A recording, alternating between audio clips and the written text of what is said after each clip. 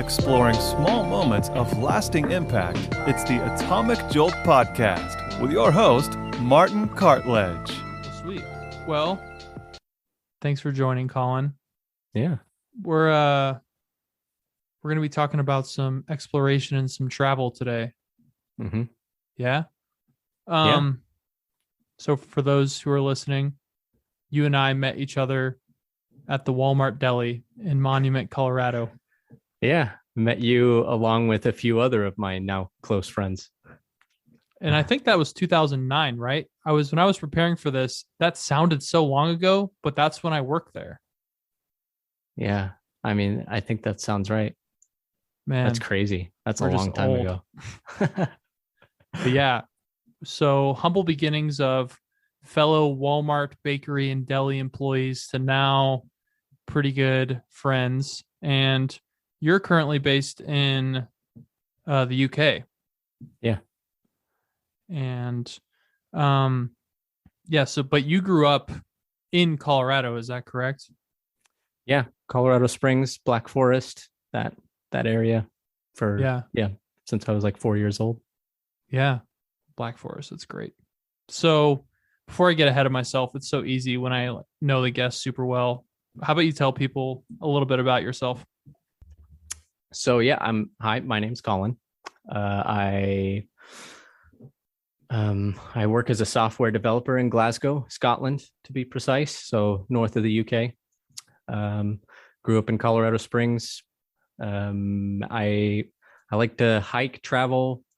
I write music more sparsely than I like, but I'm also a co-host of a podcast with a friend here. And yeah, as you said, met you at Walmart along with a few other dudes, and the rest is history. We hit it off, and I think I really solidified our relationship by cramming 10 people into your apartment every weekend in like 2009, 2010. Yeah, I was trying to think of that timeline because when I first wrote 2009, I was like, man, that was so long ago for real.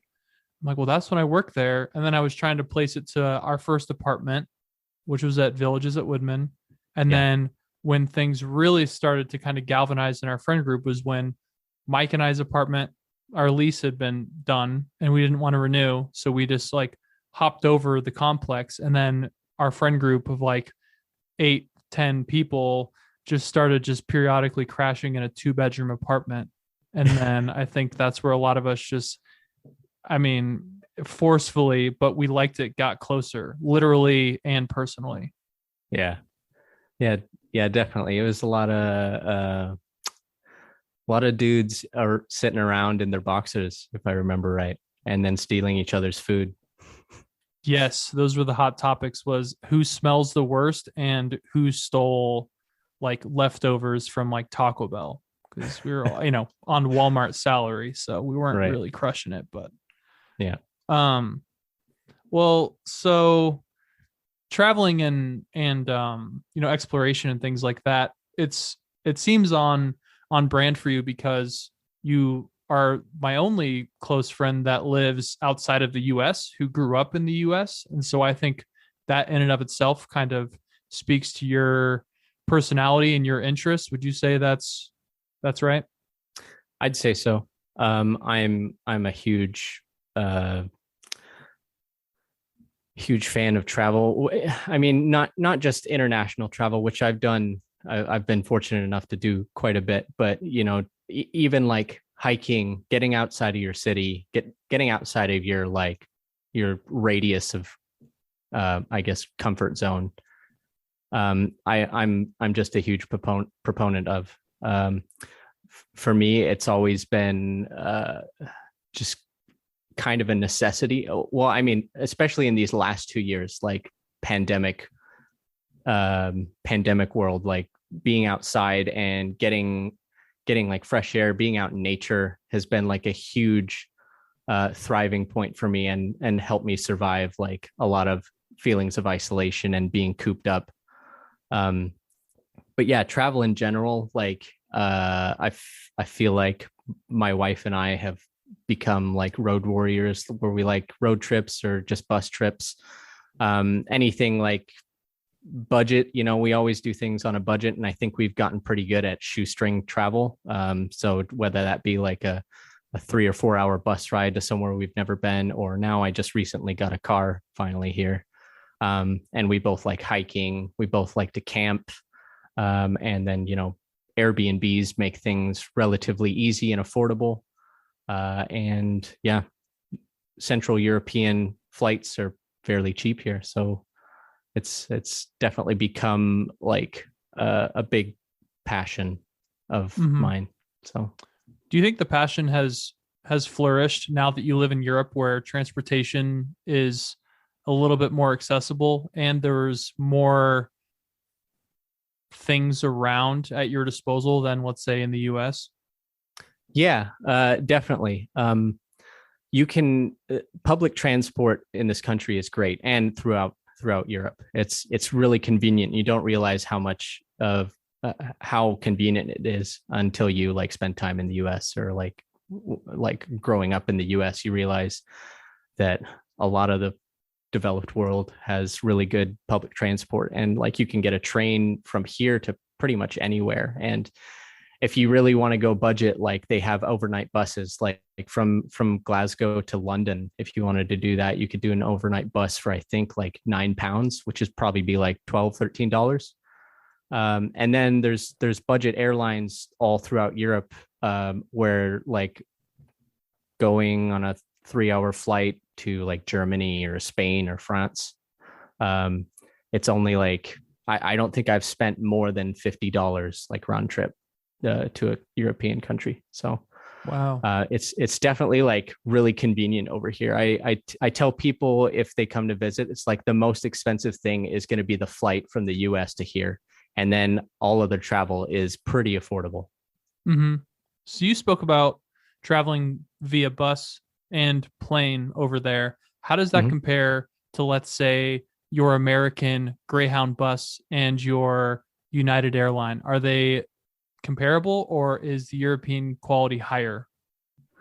Well, if I'm honest, I've never been on a bus in the US. I can't think of a single time where I've done a bus trip in the US. So I can't really speak to that. But as far as airlines, they're they're fairly similar. I mean, the budget airlines here, the way they get around like being so cheap is that they constantly advertise stuff to you throughout the flight. So it's like your best bet is to like have headphones, or else you'll go stir crazy, because they will constantly go down the aisle with like jewelry, cologne, pamphlets for like online stores, and like they'll get over the PA and try to get you to enter raffles and that sort of thing, which is it's easy to put up with, because you're paying like £20 for a trip to Spain. So you just check out, and like I said, I bring headphones and listen to music or something. But it does feel like you're being shoved in there like cattle sometimes. Yeah, when you first said that, I was envisioning like kind of the video in-flight entertainment type of advertisement, but they're physically walking up and down aisles and asking. It's kind of like the kiosks in malls where they're trying to get you to buy stuff. Yep.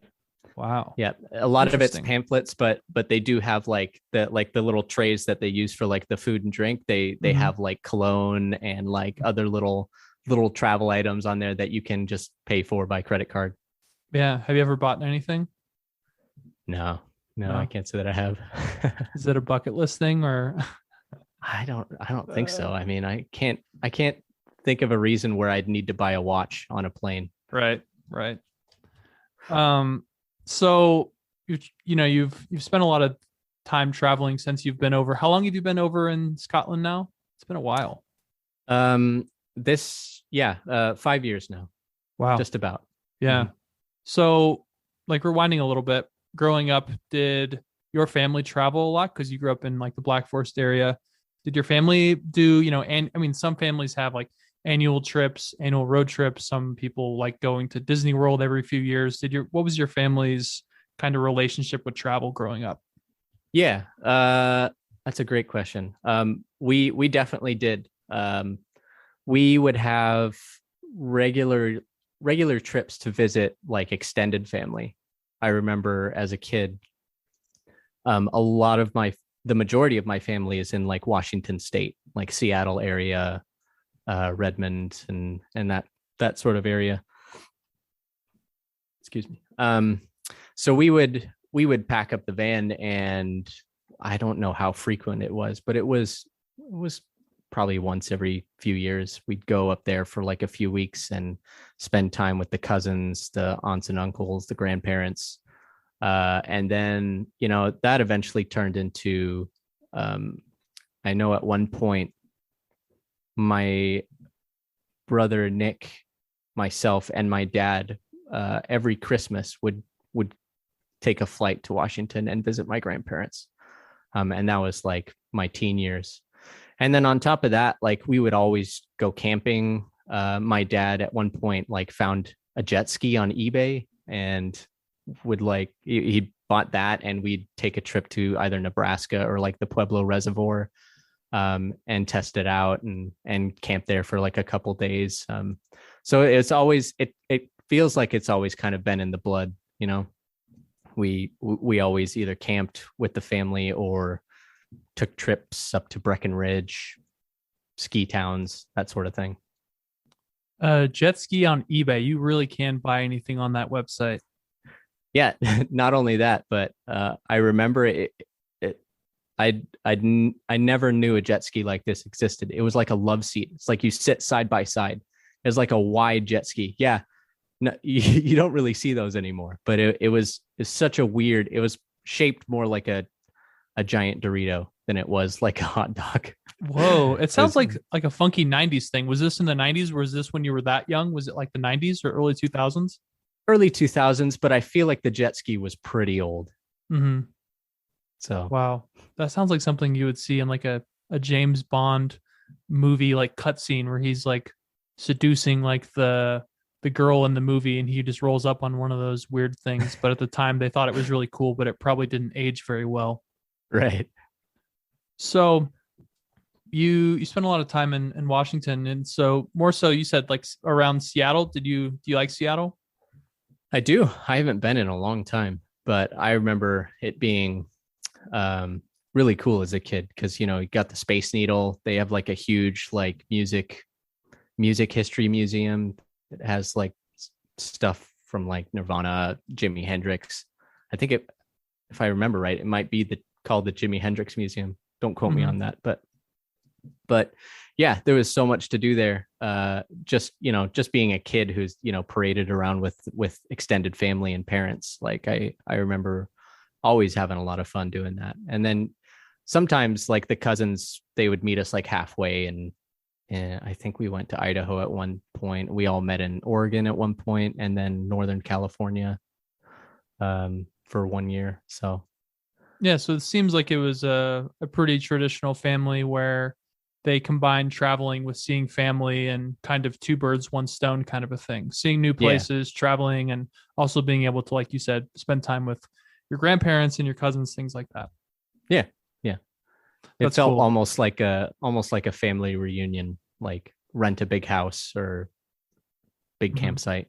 So, and how often did these things kind of happen? Like ballpark, was it pretty frequently, or was it like a yearly thing, or?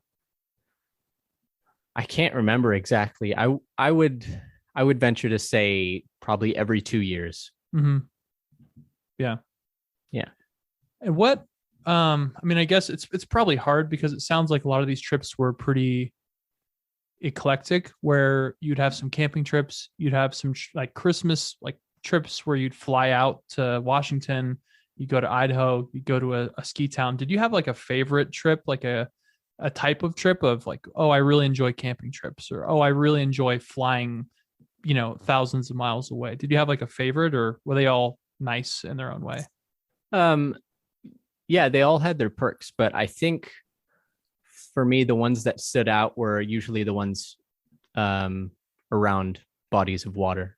Like if we went to a lake or camped on a lake, or did something near the ocean, always stuck out to me. And I think that I feel like that's almost inherited because my granddad had a boat, and then my dad sought out jet skis, and Yeah, I don't know. I've just always been like a fan of like water vacations, like going to lakes, doing fishing, yeah, wakeboarding, or just, yeah, like riding on a boat or jet ski. So with spending so much time in Washington, and people that don't know, it would be strange if you didn't, but it's a pretty rainy state, and it's also on the whole West Coast side. There's the ocean. Do you Mhm. think any spending that much time there growing up and having family there, do you think that had any kind of influence on where you live now? Because you literally live on a body of like land that's surrounded by a huge body of water. Yeah, and the climate's pretty much the same. I mean, it Yeah. rains here all the time.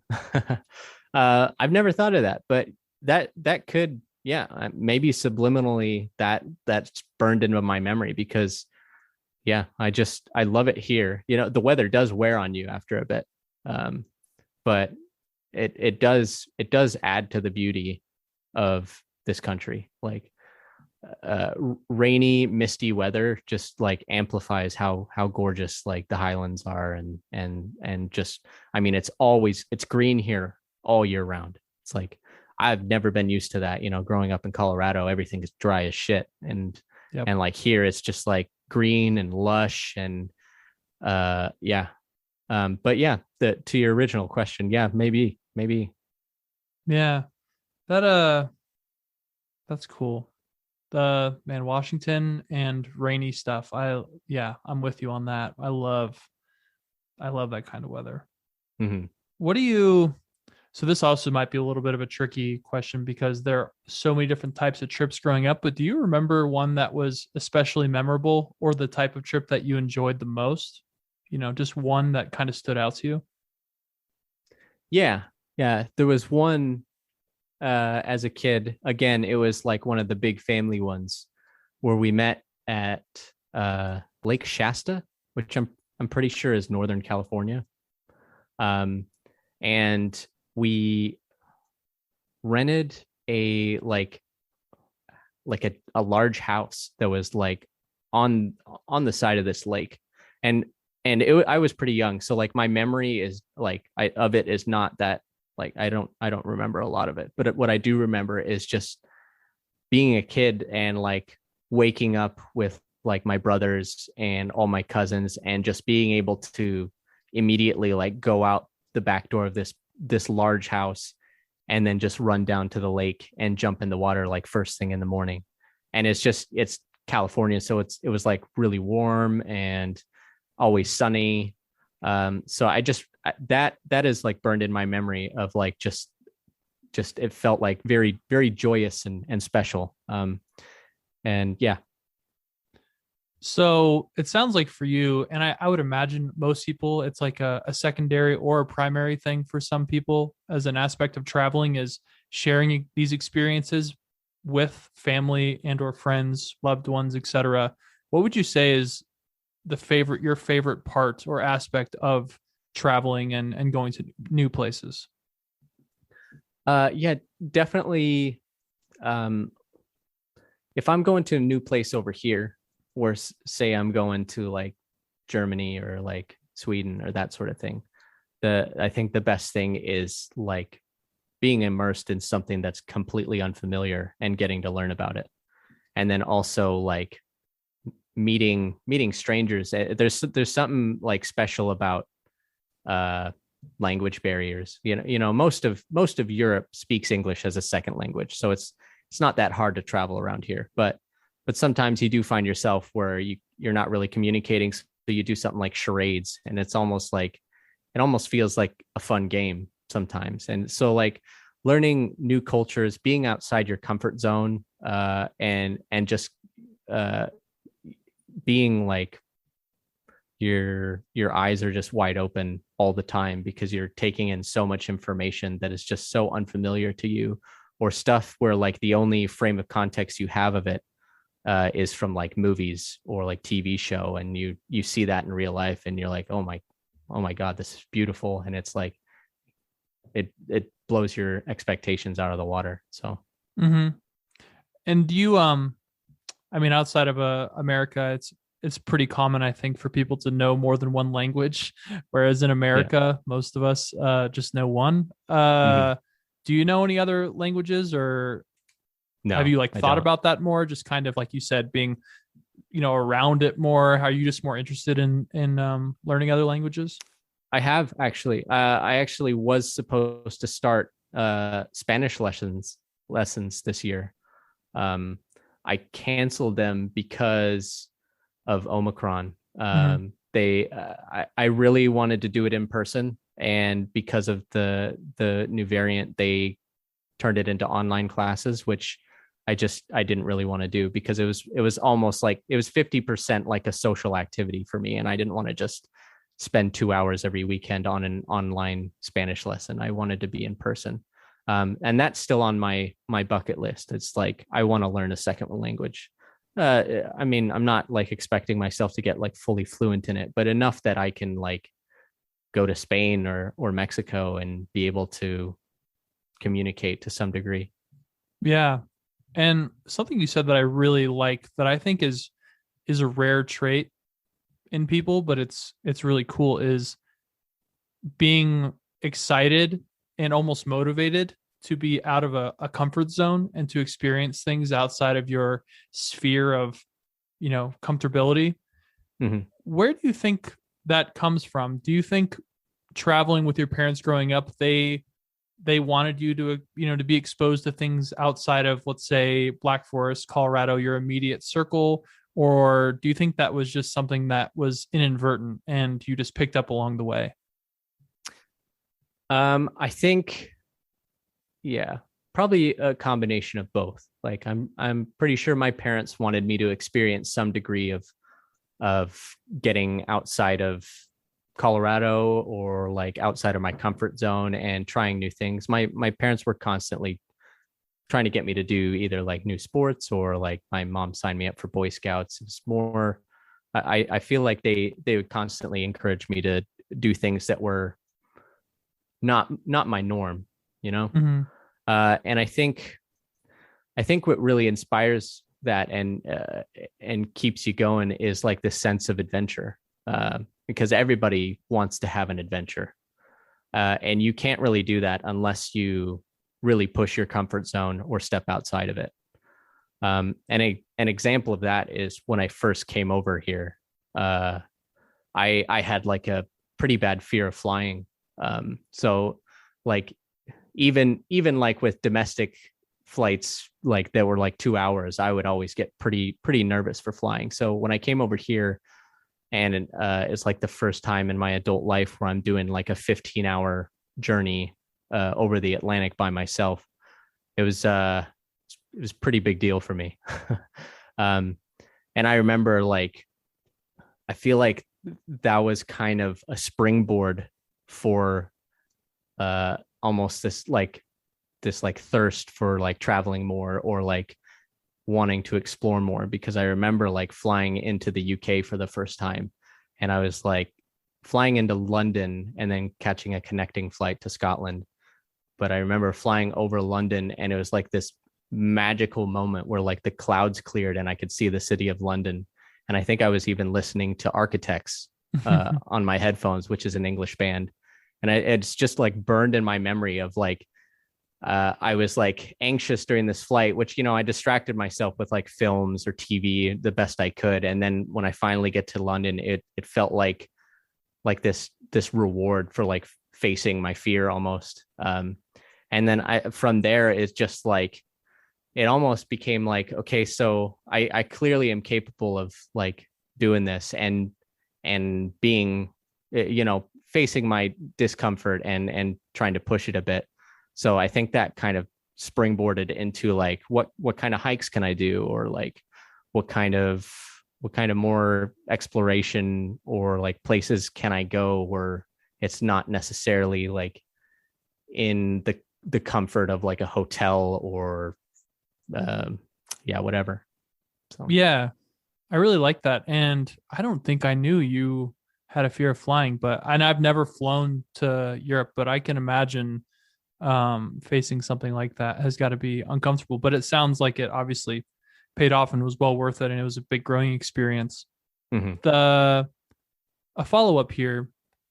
So facing fear and pushing boundaries and getting outside of comfort zones, how else do you think that has, served you well going throughout your life? It can be just like at a job, through a relationship. I'm curious if you think how has that outlook helped you throughout your life?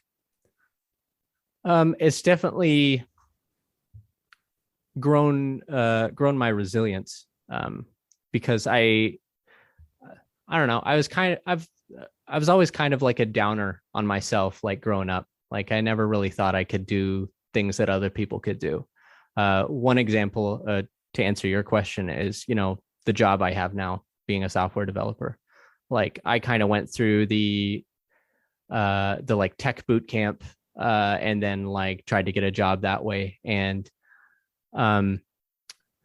prior to that, like I didn't have much of, like I had a bit of like I think 2 semesters in college, like no real like formal higher education.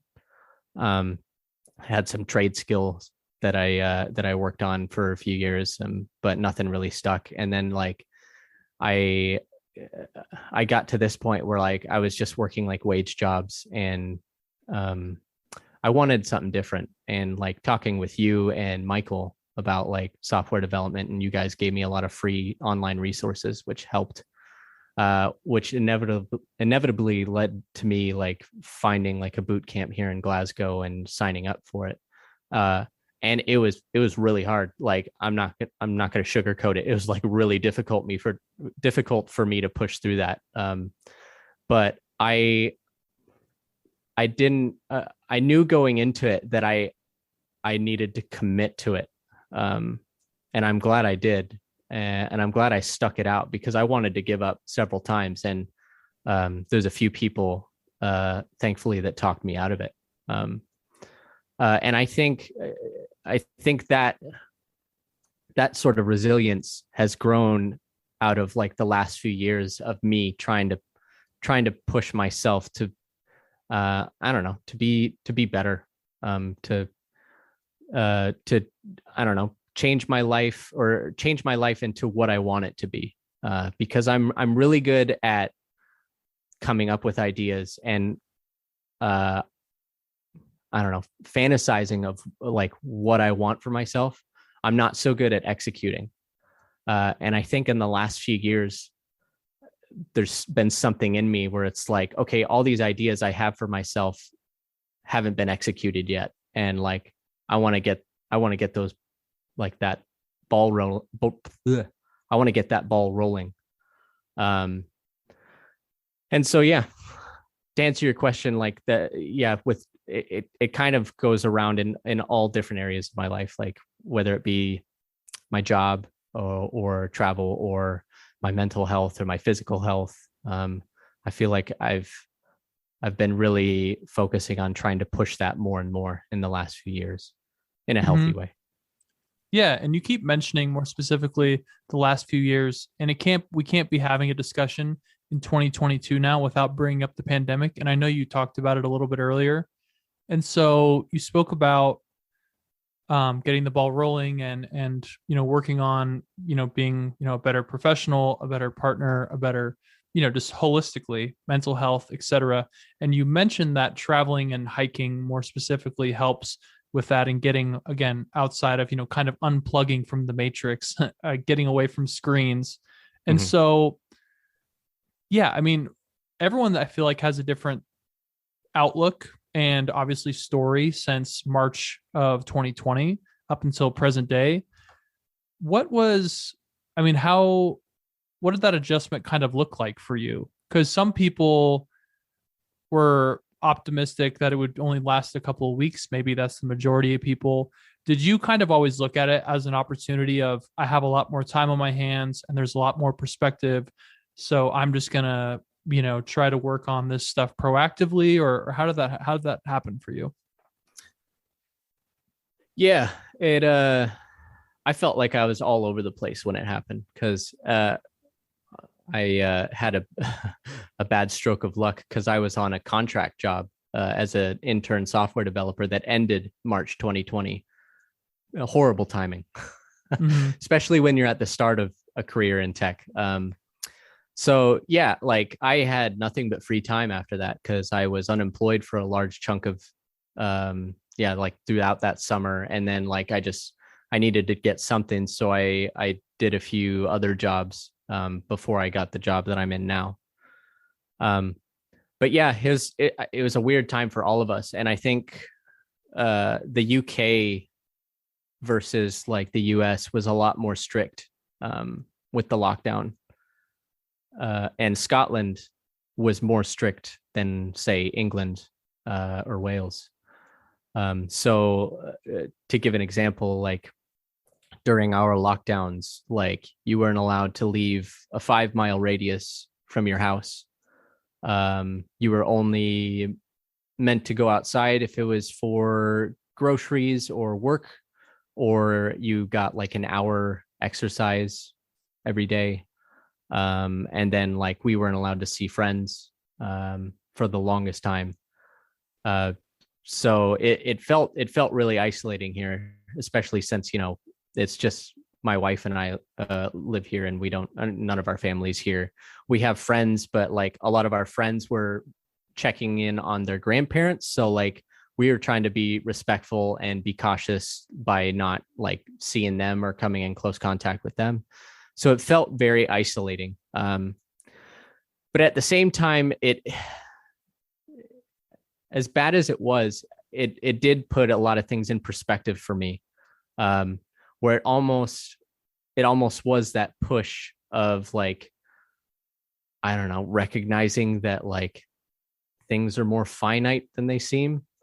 And not that I think the world's ending or anything, but it was more just like, okay, I'm in my 30s. I'm now like unemployed, looking for work. Like, what am I going to do with my time? And I think because of that, it led me to more like focusing on like my mental health and my physical health. You know, I started running, and I started, trying to do budget hikes or like just cheap train rides to somewhere that had like hills or like places you could hike around or walk around. Still trying to maintain that and maintain my sanity. And then I think out of the pandemic birthed like all these ideas of maybe I should start a podcast, and like started writing ideas down for like, okay, if I did a podcast, what would I do? Which now at the start of this year, me and a friend of mine launched one. And then also like got me interested in, you know, more my physical health. And it led to so many things that are positive, but the surrounding circumstances were negative. And I think that was like for my own benefit, was trying to put a positive take on how terrible things are at the moment. Yeah. And I almost feel guilty because I feel a lot of the same kind of things, where it was obviously like a terrible thing and it's still kind of ongoing, but I felt like it was a reset on perspective of the things I wanted to do that I had put off, the way I had like viewed, I guess, life in general. Cause you said like what you said, I feel the same way. It like put a little bit more of like a finite spin on it of, okay, you know, things can change very quickly. And so it was almost like a reset, but, and perspective. And I'm curious, I'm going to pivot a little bit to, family and your family. Are you like do you have like plan on having kids? Yeah. Yeah. And so I feel like those kind of things can also put perspective, you know, too, of just thinking of, you know, kids you have yourself or you plan to have it.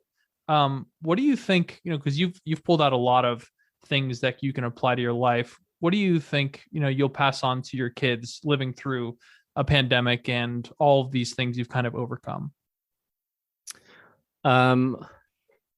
If anything, I hope that I would pass on healthy priorities. Because if there's one thing I've learned in the last couple of years is that, it's really easy for me to get worked up about like bills and like having a thriving career and that sort of thing. But ultimately, like, your mental health should take precedence over that.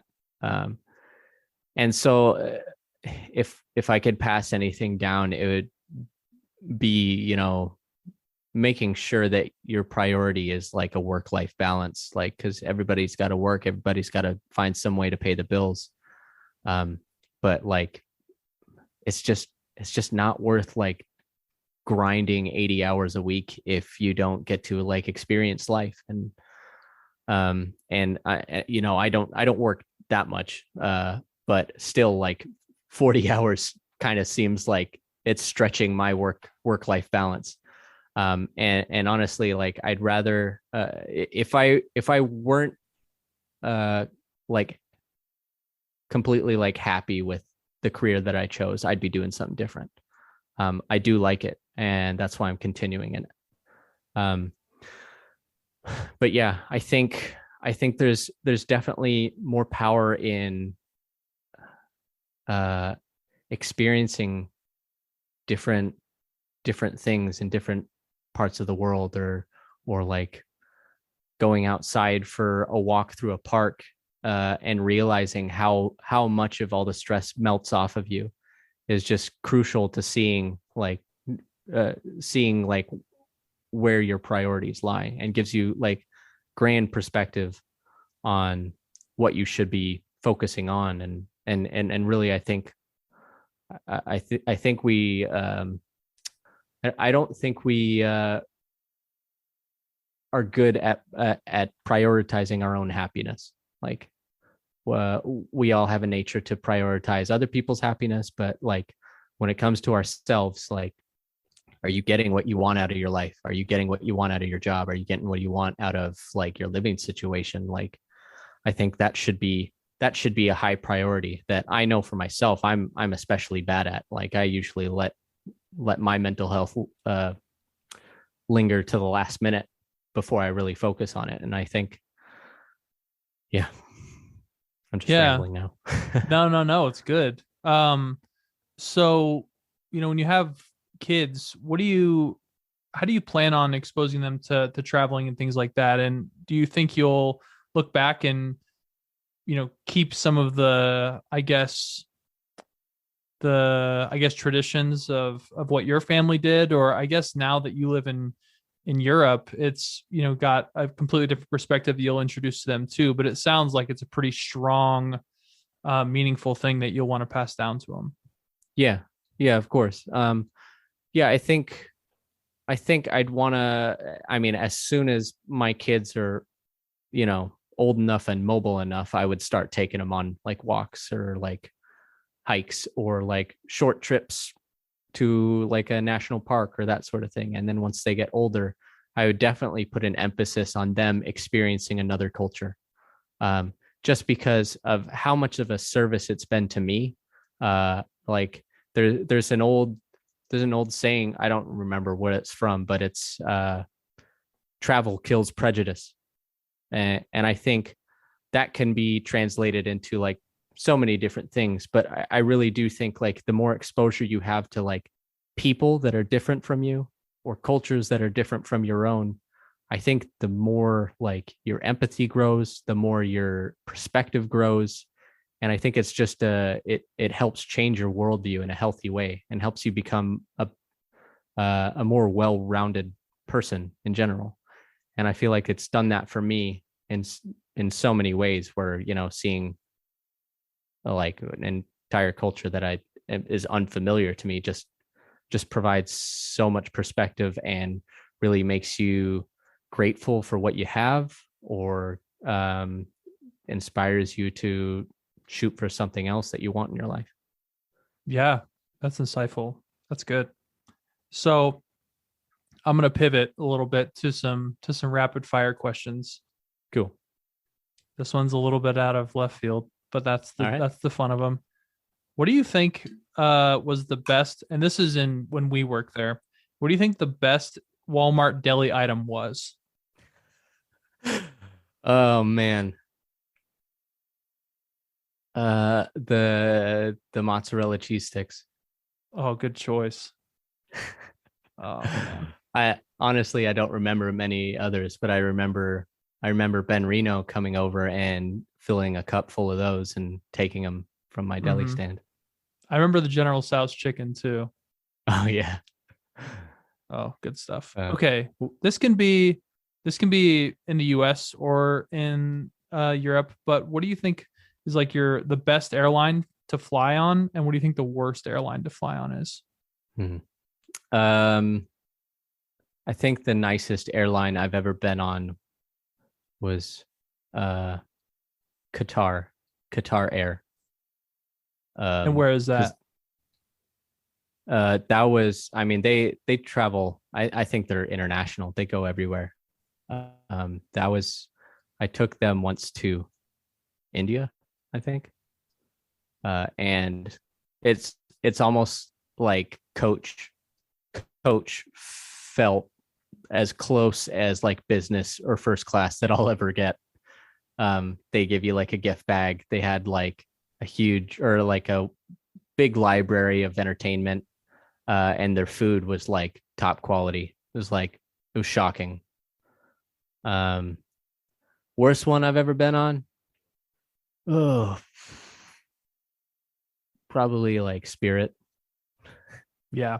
Spirit Air. Yeah. Actually, I mean, it kind of more boils down to experience of the flight. Like,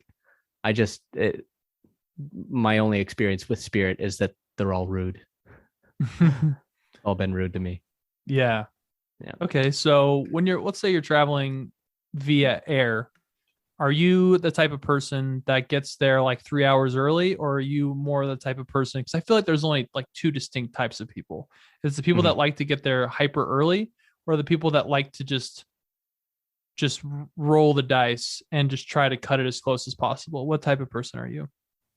Me, I prefer to get there early. I am full dad mode on that, and I will hang on. Sorry, my cat's trying to walk over everything. Oh, all good.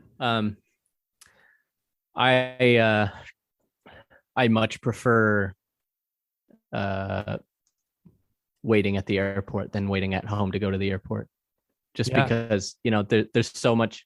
I feel like going to the airport is so unpredictable, and you never like know. It's like, all right, is it going to be busy or not?